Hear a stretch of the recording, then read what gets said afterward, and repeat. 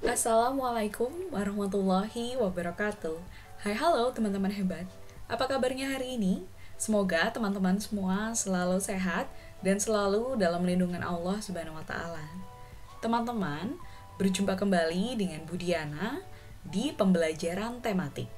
Hari ini kita akan belajar tematik muatan bahasa Indonesia, tema 1, subtema 1 tentang mengenal gagasan pokok dan juga gagasan pendukung.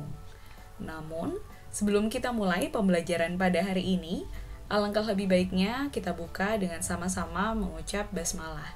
Bismillahirrahmanirrahim. Teman-teman, sebelum kita membahas apa itu gagasan pokok dan juga gagasan pendukung, terlebih dahulu Budiana ingin bertanya kepada kalian. Ingatkah kalian semua apa yang dimaksud dengan paragraf? Ya, tepat sekali. Paragraf adalah gabungan dari beberapa kalimat. Teman-teman juga harus tahu bahwa paragraf ini memiliki beberapa ciri. Ciri yang pertama yaitu paragraf terdiri dari minimal 3 kalimat. Lalu, ciri yang kedua, kalimat yang pertama dituliskan lebih menjorok ke dalam. Teman-teman juga perlu tahu bahwa setiap paragraf pasti memiliki gagasan pokok dan juga gagasan pendukung. Lalu, kira-kira apa ya yang dimaksud dengan gagasan pokok dan juga gagasan pendukung? Mari kita cari tahu bersama-sama. Teman-teman, kita akan mulai dari mengenal gagasan pokok. Gagasan pokok adalah inti cerita dari sebuah paragraf. Gagasan pokok ini juga memiliki nama lain loh. Di antaranya, yang pertama yaitu ide pokok. Lalu, gagasan utama, ide utama, dan yang terakhir, pokok pikiran. Gagasan pokok ini dapat ditentukan dengan cara melihat kalimat utama. Nah, kalimat utama ini letaknya ada 3. Yang pertama, kalimat utama yang terdapat di awal paragraf. Jika letak kalimat utama ini ada di awal, berarti paragraf tersebut dinamakan sebagai paragraf deduktif. Yang kedua, ada di akhir paragraf. Jika letak kalimat utama ada di akhir paragraf, paragraf tersebut dinamakan sebagai paragraf induktif. Dan yang terakhir adalah kalimat utama terletak di awal dan juga di akhir paragraf. Nah, kalau ini paragrafnya disebut sebagai paragraf campuran.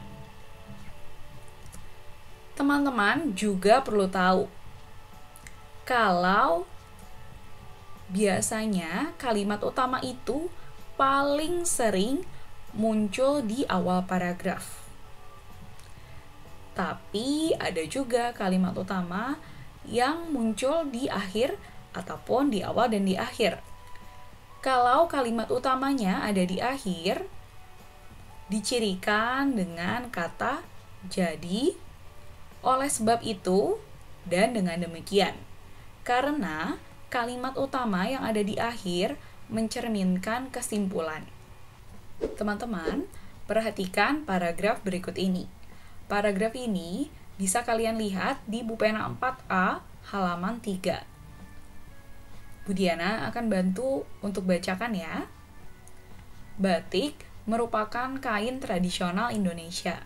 Kain batik dihasilkan dengan cara dilukis atau dicetak menggunakan malam, lilin yang dipanaskan. Kain batik berasal dari Pulau Jawa. Seiring berkembangnya waktu, batik tidak hanya ada di Pulau Jawa. Beberapa daerah di luar Pulau Jawa juga menggunakan batik sebagai pakaian tradisional, misalnya batik Bali. Nah, dari paragraf ini, mampukah kalian mengetahui mana kalimat utamanya? Ya, Kalimat utama pada paragraf ini terletak di awal kalimat atau ada di kalimat yang pertama. Jadi kalimat utamanya adalah batik merupakan kain tradisional Indonesia. Lalu setelah kita mengetahui kalimat utama, mampukah kalian untuk mengetahui apa gagasan pokoknya? Ya, gagasan pokok didapat dari kalimat utama. Jadi, gagasan pokoknya adalah batik merupakan kain asli Indonesia. Perhatikan paragraf berikut ini. Budiana akan coba bantu bacakan. Jika ada siswa yang melanggar aturan kelas, sanksi yang sudah disepakati wajib diberikan kepada pelanggar. Aturan kelas dibuat untuk menunjang ketertiban dan kedisiplinan kelas. Aturan kelas mulai dari piket kebersihan, piket kelengkapan kelas, aturan kelakuan di dalam kelas, dan lainnya harus didukung oleh semua warga kelas. Oleh sebab itu, aturan kelas wajib ditaati oleh semua warga kelas. Kira-kira, mampukah kalian mengetahui di mana letak kalimat utamanya? Ya, tepat sekali. Kalimat utamanya ada di akhir. Berarti, paragraf ini dinamakan sebagai paragraf induktif. Nah, kalimat utamanya adalah, oleh sebab itu, aturan kelas wajib ditaati oleh semua warga kelas. Lalu, setelah kita mengetahui kalimat utama, apakah kalian bisa menentukan gagasan pokoknya? Ya, gagasan pokoknya adalah aturan kelas wajib ditaati seluruh warga kelas. Kalau tadi kita sudah membahas tentang gagasan pokok, sekarang kita masuk ke gagasan pendukung. Gagasan pendukung adalah informasi tambahan untuk mendukung gagasan pokok. Gagasan pendukung ini dapat ditemukan di kalimat penjelas. Teman-teman, kalau kalian sudah mampu untuk menemukan gagasan pokoknya, gagasan pendukung ini sangat mudah untuk dicari. Untuk lebih jelasnya, mari kita masuk ke contoh paragraf. Teman-teman, perhatikan paragraf berikut ini. Paragraf ini menceritakan tentang batik. Tadi kita sudah mengetahui bahwa kalimat utama dan juga gagasan pokoknya berada di awal paragraf atau awal kalimat. Jadi, paragraf ini termasuk ke dalam contoh paragraf deduktif. Sekarang kita akan mencari tahu kira-kira di mana letak kalimat penjelas. Dalam paragraf deduktif, kalimat penjelas letaknya ada setelah kalimat utama. Jadi, kalimat penjelas yang pertama yaitu kain batik dihasilkan dengan cara dilukis atau dicetak menggunakan malam, lilin yang dipanaskan. Yang kedua, kain batik berasal dari Pulau Jawa. Yang ketiga, seiring berkembangnya waktu, batik tidak hanya ada di Pulau Jawa. Dan yang terakhir, beberapa daerah di luar Pulau Jawa juga menggunakan batik sebagai pakaian tradisional, misalnya batik Bali.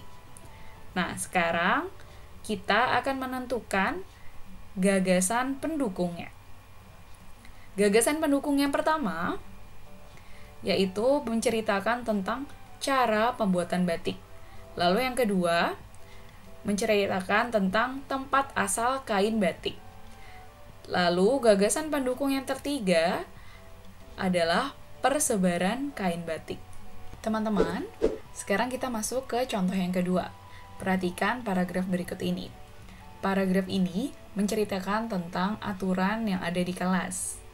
Tadi kita sudah menganalisis bersama-sama kalau paragraf ini kalimat utamanya ada di akhir paragraf. Jadi, paragraf ini termasuk sebagai paragraf induktif. Di dalam paragraf induktif, kalimat penjelas terletak sebelum kalimat utama. Jadi, kalimat penjelas yang pertama yaitu, jika ada siswa yang melanggar aturan kelas, Sanksi yang sudah disepakati wajib diberikan kepada pelanggar.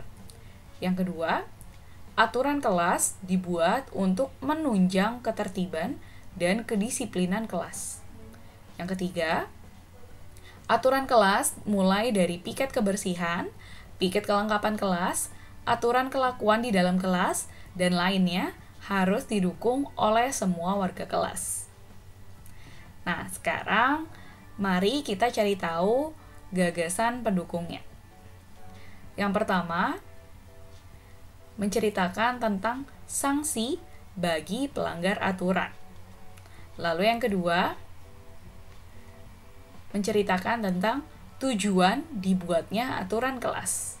Dan kalimat penjelas yang ketiga, menceritakan tentang warga kelas yang wajib mentaati aturan. Dari pembelajaran kita hari ini, dapat disimpulkan bahwa gagasan pokok adalah inti dari suatu paragraf. Gagasan pokok ini dapat ditemukan dengan cara mencari kalimat utama. Kalimat utama dapat kalian temukan di awal, akhir, serta awal dan akhir paragraf. Namun, kalimat utama ini paling sering ada di awal paragraf. Kalimat utama yang berada di akhir paragraf, ciri-cirinya yaitu ada kata jadi, oleh sebab itu, dan dengan demikian.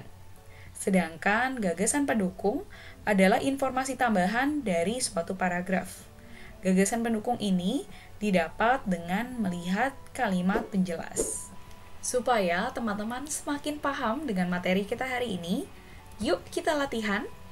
Silakan kalian buka buku pena 4A, kemudian kerjakan Ayo Berlatih di halaman 16. Kalian kerjakan langsung di buku paket ya.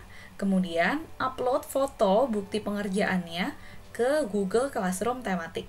Alhamdulillah, pembelajaran hari ini sudah selesai. Terima kasih teman-teman hebat sudah menyimak pembelajaran hari ini dengan sangat baik. Semoga apa yang Budiana sampaikan hari ini dapat bermanfaat. Mari kita cukupkan pertemuan hari ini dengan sama-sama mengucap hamdalah. Alhamdulillahirrabbilalamin. Budiana akhiri, wabillahi taufik wal hidayah. Wassalamualaikum warahmatullahi wabarakatuh.